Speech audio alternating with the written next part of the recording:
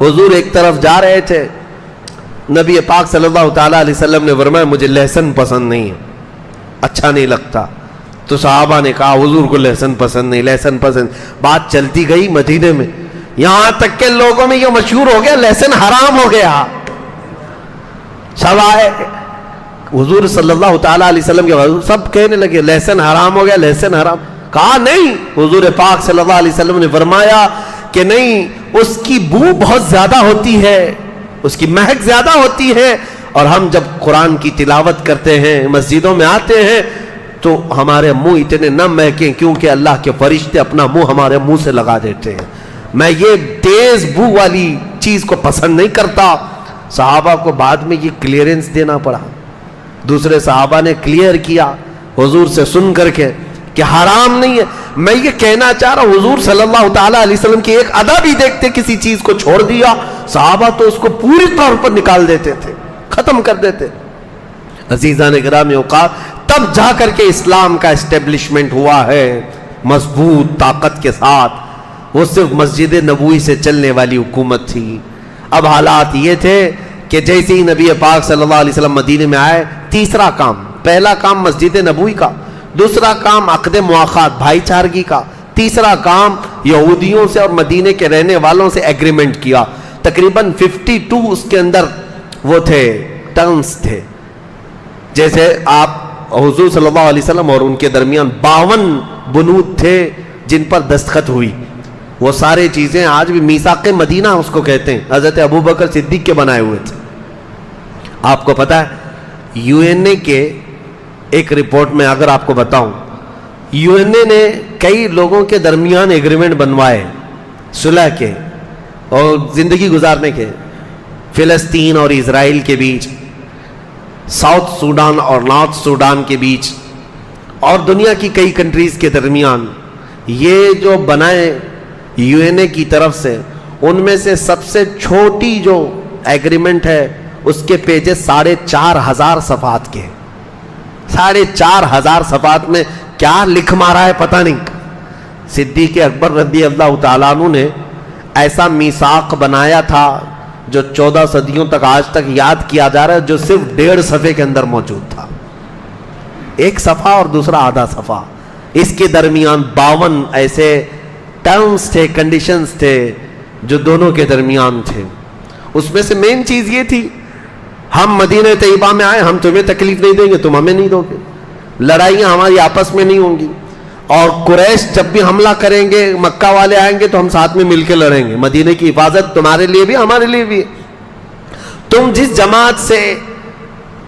جماعت کے ساتھ اچھائی کرو گے ہم بھی اس کے ساتھ اچھا کریں گے, ہم جس کے ساتھ معاہدہ کر لیں گے تم کو بھی کرنا پڑے گا. اس طرح کی ساری چیزیں تھیں. لیکن یہ یہودی غدار یہ سارے ٹرمز توڑ دیے تھے, جس کی وجہ سے ان کے ساتھ جنگیں ہوئی.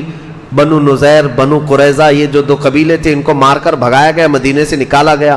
پھر خیبر میں گئے, خیبر کی جنگ کے بعد وہاں سے بھی نکال کر کے ان کو بھیجا گیا. اب دنیا بھر میں ادھر ادھر گھومتے پھرتے ہیں ذلیل و خوار, اسرائیل کو قبضہ کیے بیٹھے ہوئے ہیں. لیکن یہ ایسے ذلیل و خوار ہے کہ قیامت تک ان پر ذلت طاری رہے گی, اللہ کا غضب ان کے ساتھ رہے گا. یہ بے گھر ہو کر کے دنیا میں رہتے رہیں گے. آج اسرائیل پر گئے ہیں اور قبضہ جما کر کے 70 سال سے بیٹھے ہوئے ہیں, فلسطینیوں کا جینا تنگ کر کے رکھے ہیں یہ یہودی.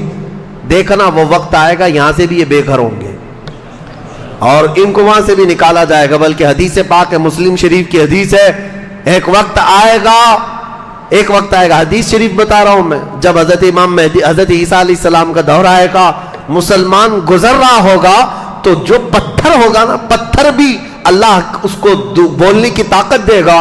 وہ کہے گا یا مسلم ان ورائی یہودیا فاقتلہ, اے مسلمان آجا میرے پیچھے یہودی چھپا بیٹھا ہے, اسے مار ڈال.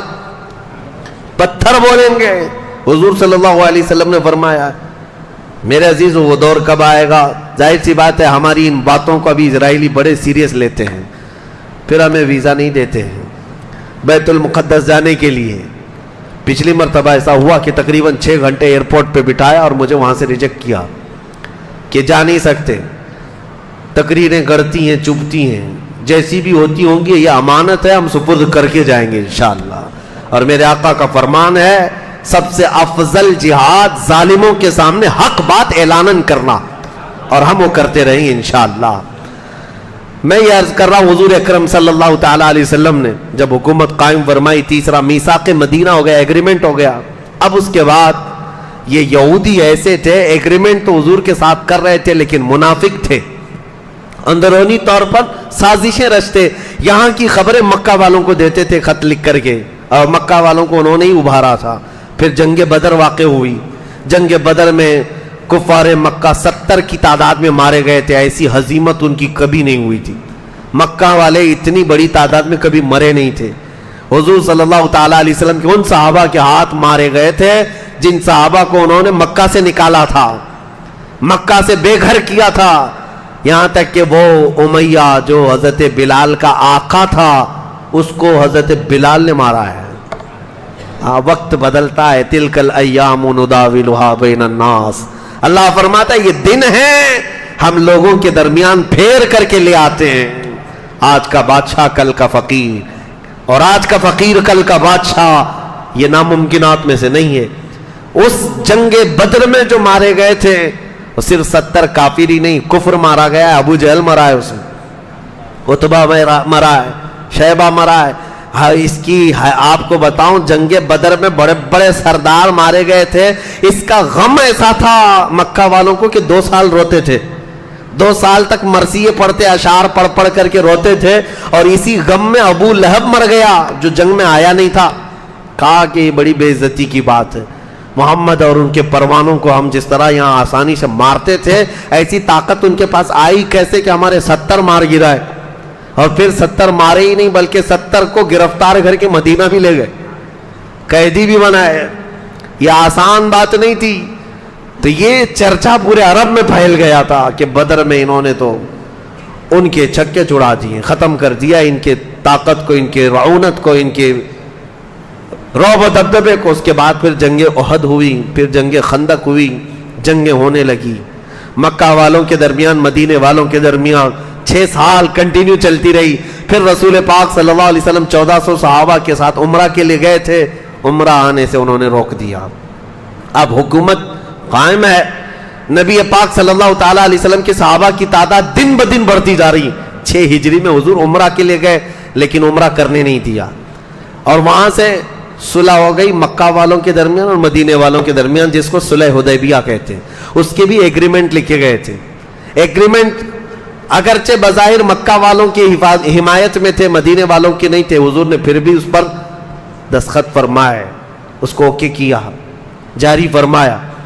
لیکن حضور صلی اللہ تعالیٰ علیہ وسلم واپس جب تشریف لائے حدیبیہ سے 6 ہجری کے بعد، 6 ہجری گزر چکی ہے، 6 سال گزرے مدینے میں حضور کے۔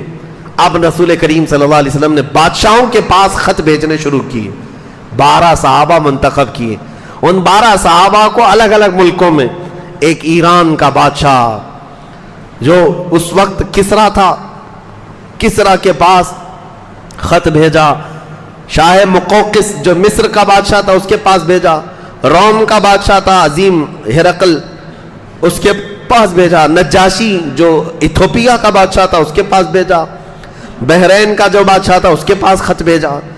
کئی بادشاہوں نے احترام کیا، کچھ بادشاہوں نے حضور صلی اللہ تعالیٰ علیہ وسلم کے خط کی بے احترامی کی، بے عزتی کی۔ یہ سلسلہ چلتا رہا، لیکن مکہ والوں کو عجیب بات ہے، میں ایک بات بتاتا ہوں۔ جب مکہ سے ہجرت کر کے مدینے آئے تھے تو قرآن کی آیتیں نازل ہو رہی تھی، الف لام میم غلبت الروم، یہ 21ویں پارے میں۔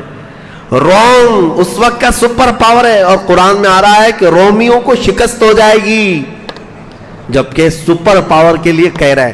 اور صحابہ کا یقین ایسا تھا، قرآن میں آ گیا ہے، ہونا ہے۔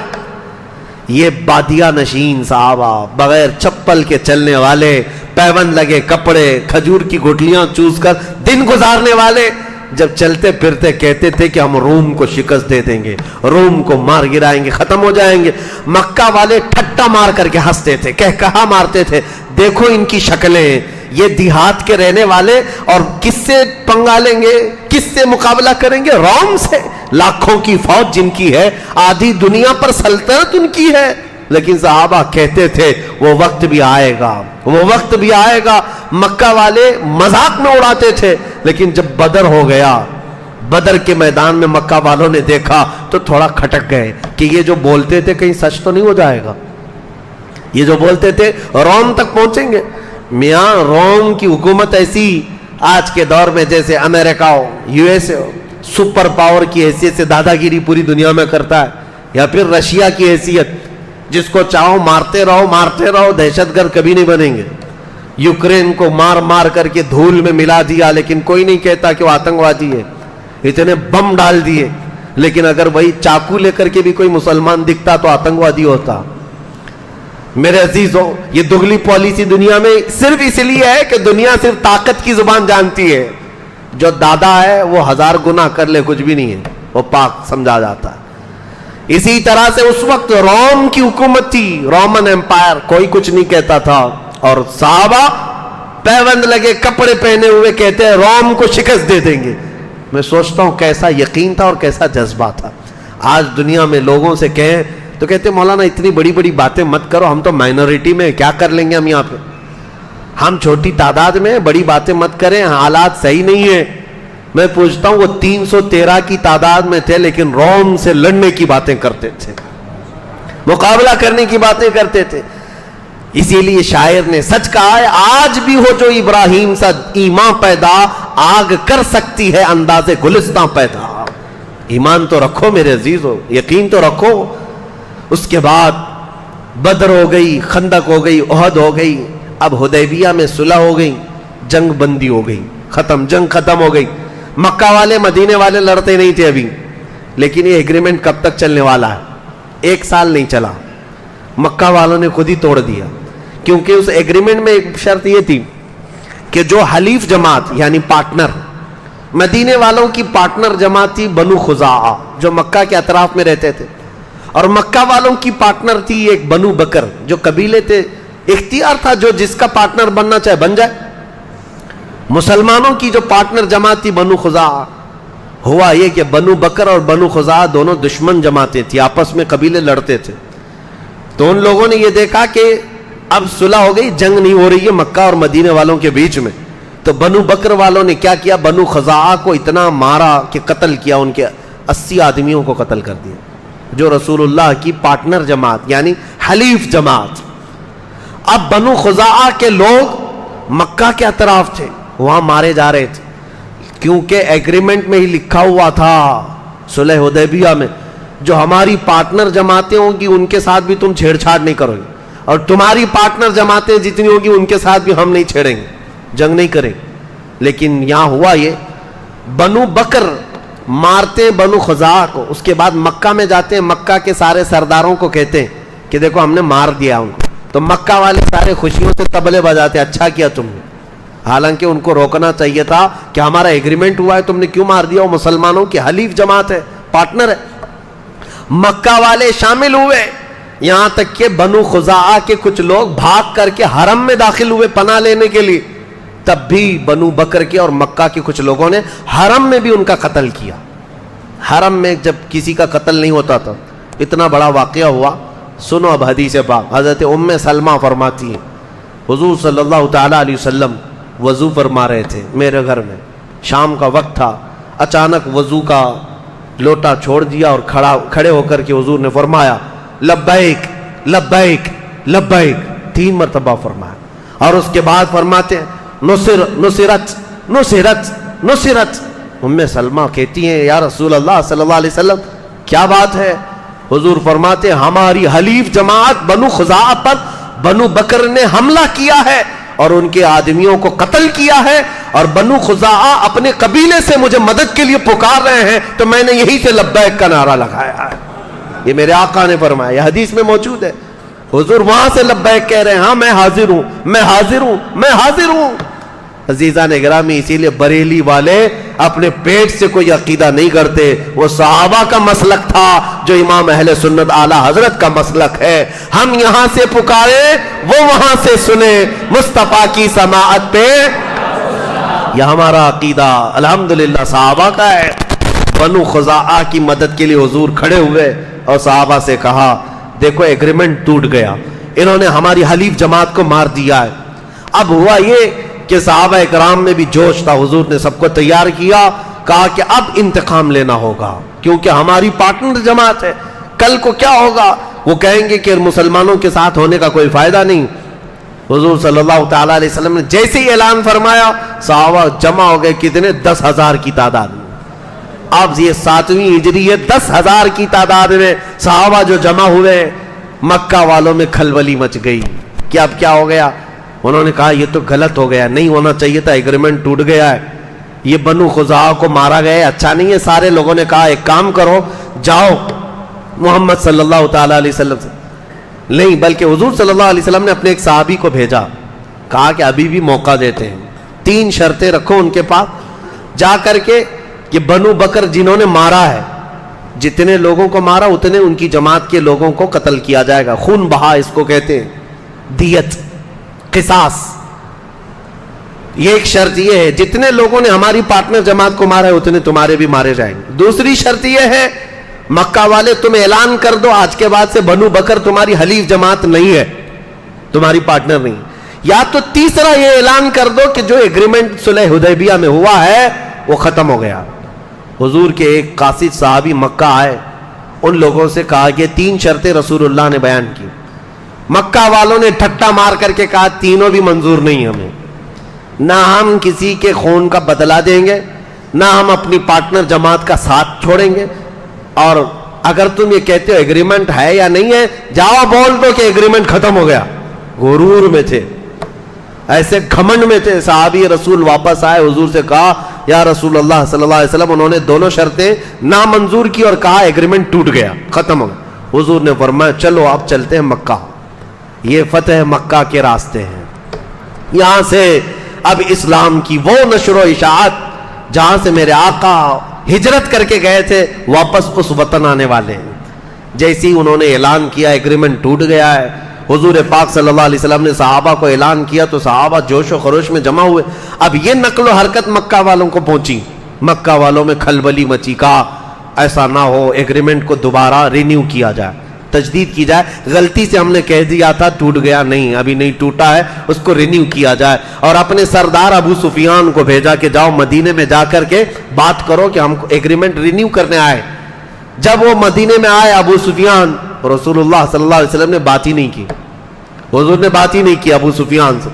اب وہ حضرت ابو بکر کے پاس جائے, حضرت علی کے پاس جائے, حضرت عمر کے پاس جائے, کہ جاؤ حضور سے کچھ سفارش کر دو, میں ایگریمنٹ رینیو کرنے آیا ہوں, جنگ نہیں چاہیے, صلح ہی پر چلیں گے. کسی صحابی نے اس کو منہ نہیں لگایا, یہاں تک کہ تنگ آ کر ابو سفیان اپنی بیٹی کے گھر آئے. ان کی بیٹی کون ہے؟ ام حبیبہ, حضور کی زوجہ ہے, رسول اللہ صلی اللہ علیہ وسلم کی زوجہ ہے. ابو سفیان کہتے ہیں یہ بعد میں اسلام لائے, تھک ہار کر کے اپنی بیٹی کے گھر گئے, ہو سکتا ہے رسول اللہ کی بیوی ہے میری بیٹی, اس کے ذریعے سے بات پہنچا دوں, حضور مان جائیں گے, اپنی بیوی کی بات تو رکھیں گے. تو ابو سفیان گھر گئے ام حبیبہ کے گھر. کمال ہے اس خاتون ام المومنین کی, وہ وفا شعاری میرے مصطفیٰ سے, باپ کافر ہے, مصطفیٰ کریم کی زوجیت میں رہنے والی, ہم کروڑوں مومنوں کی ماں, سلام ان کی تربت پر. گھر میں ابو سفیان جیسے ہی داخل ہوئے, باپ آیا ہے بیٹی کے لیے, کئی برسوں کے بعد آیا ہے, جیسی آئے بستر بچھا ہوا تھا. ام حبیبہ رضی اللہ تعالیٰ عنہ نے دیکھا ابو سفیان آیا ہے گھر کے اندر, فوراً بستر کو کھینچ لیا, لپیٹ کر کے دوسری طرف کیا. ابو سفیان نے کہا بیٹھ جاؤں, کہا بیٹھنا ہے تو بیٹھ سکتے ہو, کہا بستر تو رکھتے, چادر تو رکھتے. ام حبیبہ نے کہا قسم رب ذوالجلال کی, اس بستر پر میں کسی ناپاک کو بیٹھنے نہیں دے سکتی, اس لیے کہ رسول اللہ کا بستر پاک ہے, جس پر میرے آقا بیٹھتے ہیں, میں کسی ناپاک کو اس پر بیٹھنے نہیں دے سکتی. یہ کیسا کمال کا ایمان تھا, بیٹی اپنے باپ کو رسول اللہ کے بستر پر آنے نہیں دینا چاہتی. آج لوگ ہم سے یہ پوچھتے ہیں کہ آپ اس طرح کے بھید بھاؤ کرتے ہیں, فلاں سے مت ملو, ان سے نہ ملو. میرے عزیزوں, ہماری محبت رسول اللہ کے رشتے سے ہے, ہماری دشمنی بھی رسول اللہ کے رشتوں سے جو انجام ہے اسی سے ہے. اسی کو بات رکھو, یہ ہمارا پیدا کیا ہوا مسلک نہیں ہے. حضرت ام حبیبہ نے اپنے باپ کا بھی خیال نہیں کیا, اگر میرے رسول کا نہیں ہے تو نہ میرے گھر کا ہے نہ میرا باپ ہے, یہ عقیدہ ہماری ماں سے ملا ہوا، ام المومنین سے ملا ہوا ہے۔ ابو سفیان جو یہ خیال لے کر کے آئے کہ بیوی کی بات رسول اللہ مان لیں گے، یہاں سے سفارش ہوگی، ابو سفیان کہتے ہیں اس عورت کو میں کیا بتاؤں، کیا سفارش کروں جو بیٹھنے کے لیے مجھے بستر بھی رکھنا نہیں چاہتی، چادر بھی نہیں بچھاتی۔ بہت مایوس ہو کر واپس مکہ لوٹ آئے۔ ابو سفیان واپس آئے، لیکن صحابہ میں سے کچھ صحابہ نے کہا ایک کام کرو ابو سفیان، تم یہاں کھڑے ہو کر کے ایسے اعلان کر کے چلے جاؤ کہ میں نے پھر سے رینیو کر دیا ہے ایگریمنٹ کو۔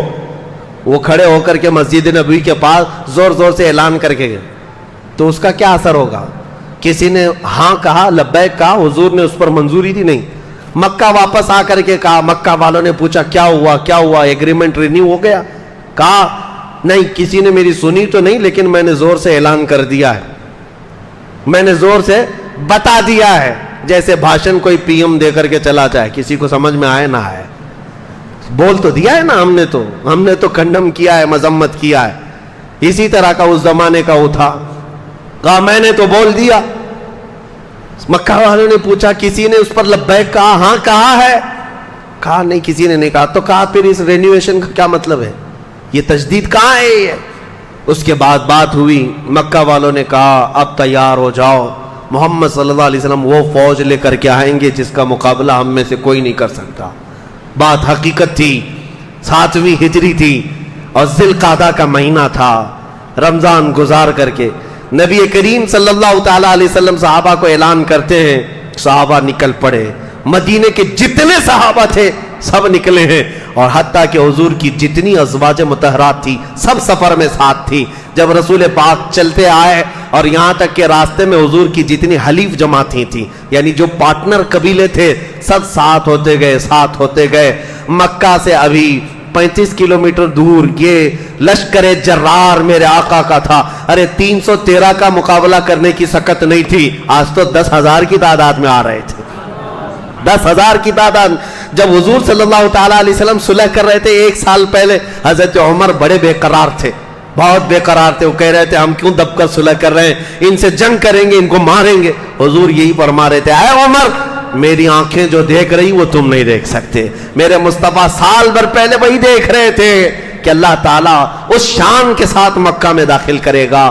عزیزان گرامی، 35 کلومیٹر دور یہ پڑاؤ کیا ہے لشکر، اچانک اسی حالت میں مکہ میں کھلبلی مچی، سب تتر بتر ہیں، اب نہ جنگ کرنے کی طاقت تھی نہ سامان تھا، بلکہ بڑے بڑے رئیس، ان کے سردار جتنے گرو گھنٹال تھے وہ اسی جنگوں میں مارے گئے تھے۔ ابو جہل بھی نہیں تھا، ابو لہب بھی نہیں ہے، عتبہ شیبہ، بڑے بڑے سردار مرے ہوئے تھے۔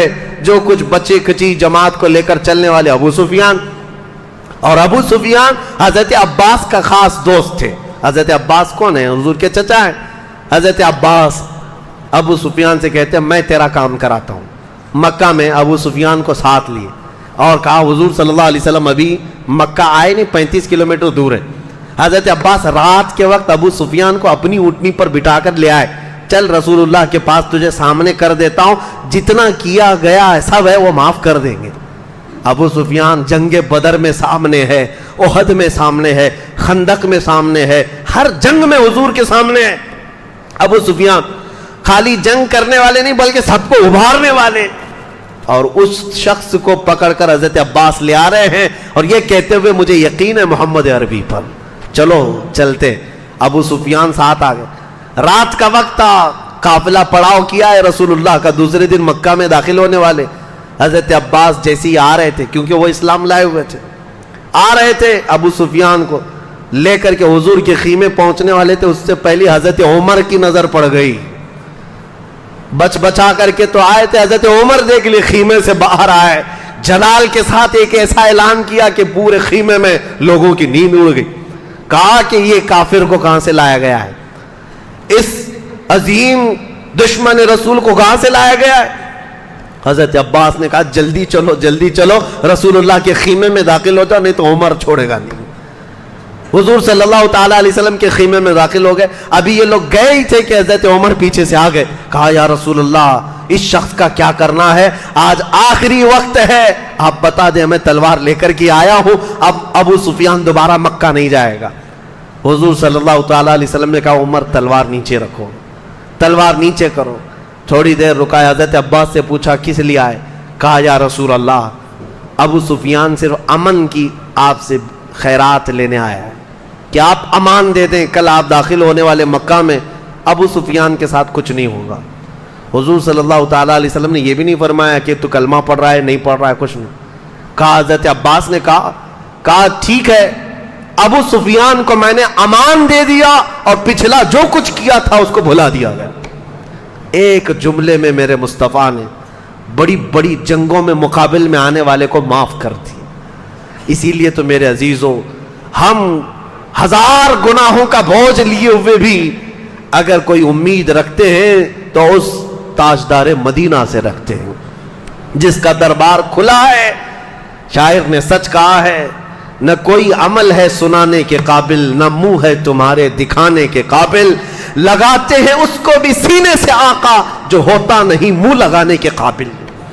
मेरे आका सल्लल्लाहु ताला अलैहि वसल्लम के दरबार में इसीलिए हम पहुंचते हैं। बरेली वाले इमाम की सुनो, यूं ही नहीं पुकार कर कहा था, फिर के गली गली तबाह, ठोकरें सबकी खाई क्यों, दिल को जो अक्ल दे खुदा तेरी गली से जाए क्यों।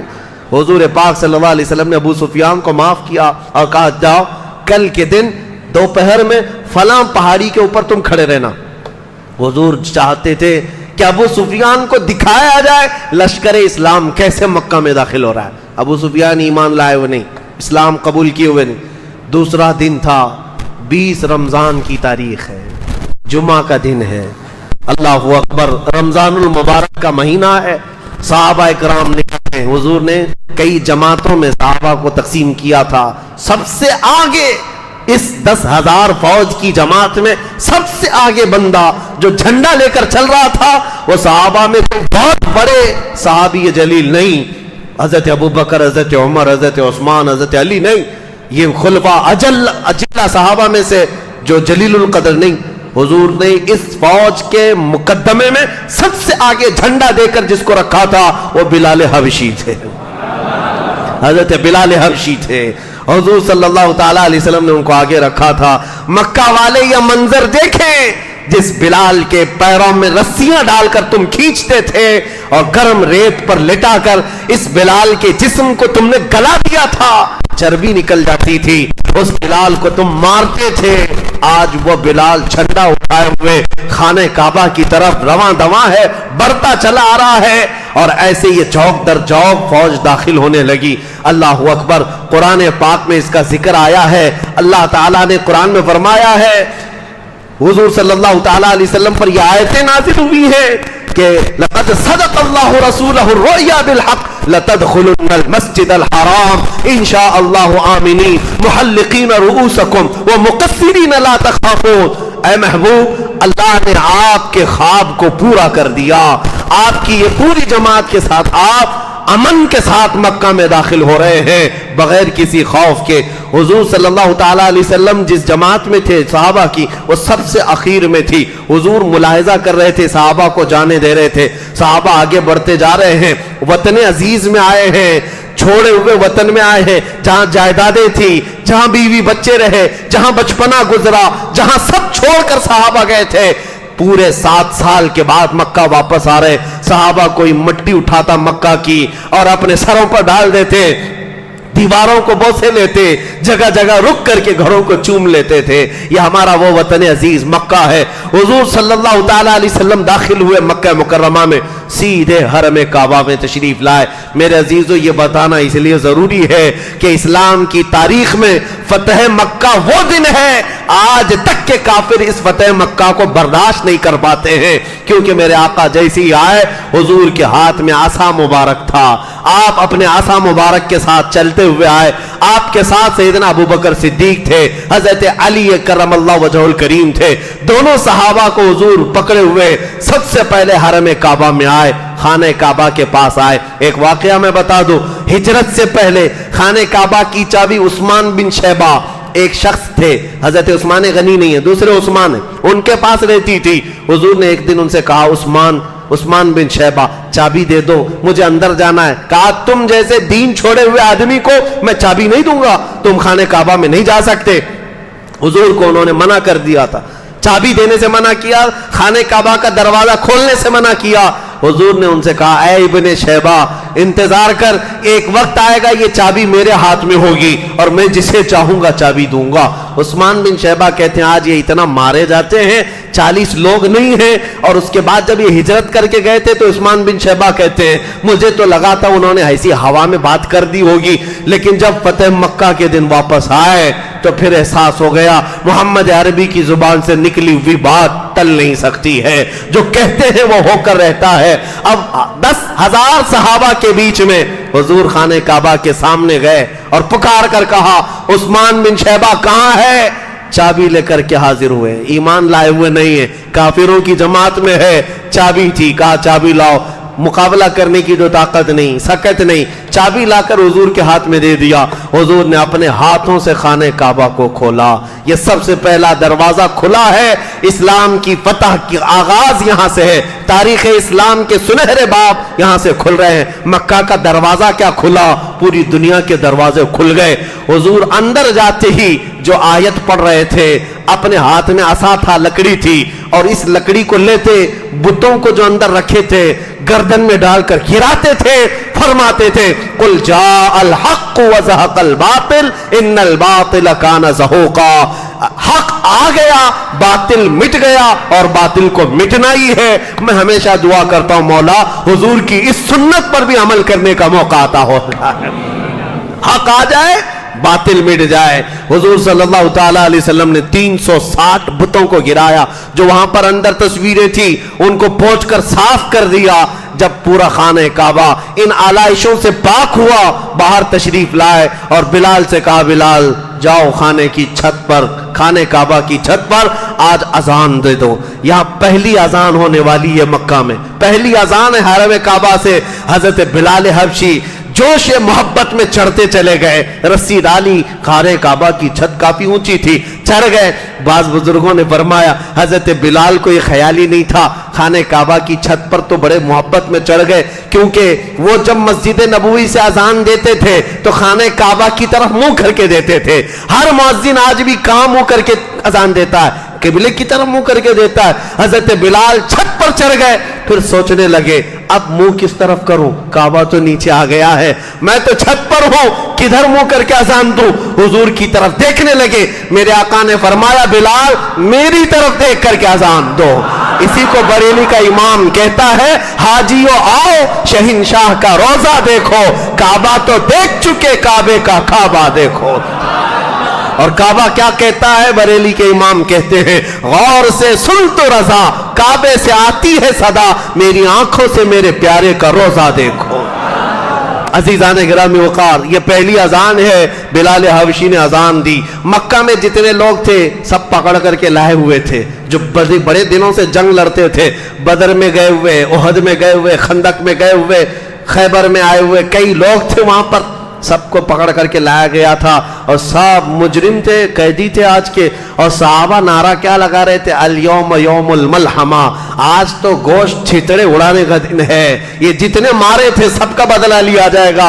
हुजूर सल्लल्लाहु अलैहि वसल्लम एक ऊंचे टीले पर चढ़ जाते हैं और उसके बाद मक्का वालों से मुखातिब होकर के फरमाते हैं, ऐ मक्का वालों, आज तुम सब के सब यहाँ पर आजिज और मजबूर होकर के आए हो, बताओ तुम मेरे बारे में क्या ख्याल करते हो, मेरे बारे में क्या गुमान करते हो। मक्का वालों ने एक ही जुबान से कहा, अंत करीमुन इब्नु करीमिन व अखुन करीमिन, आप करीम हैं, शरीफ हैं, आपके बाप भी करीम थे, आप करीमों के भाई हैं, आपसे सखावत के अलावा हम कोई उम्मीद नहीं रखते।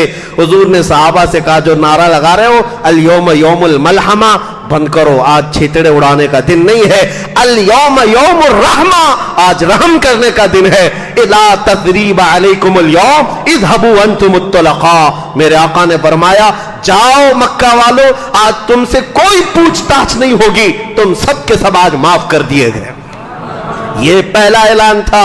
अबू सुफियान दौड़े हुए आए, वो हिंदा आई जिन्होंने अमीर हमजा का कलेजा चबाया था, ओहद के मैदान में कलेजा चबाया था, सीना चाक करके, वो सब आए हुजूर सल्लल्लाहु ताला अलैहि वसल्लम के दरबार गोहरबार में। आते ही अर्ज किया, अशहदु अल्ला इलाहा इल्लल्लाह व अशहदु अन्न मुहम्मदुर रसूलुल्लाह। मेरे आका सल्लल्लाहु अलैहि वसल्लम के अखलाक करीमा ने ऐसे सख्त दिलों को मोम कर दिया था, جو کسی کے سامنے جھکتے نہیں تھے وہ آستانے نبوی میں آج جھک گئے، سب جھک گئے.